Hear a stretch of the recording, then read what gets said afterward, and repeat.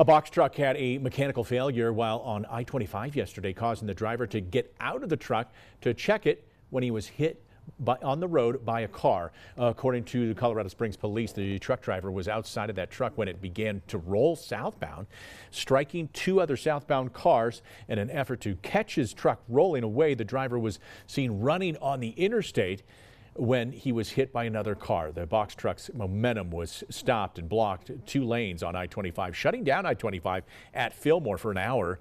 The driver of the truck was transported to the hospital with serious injuries.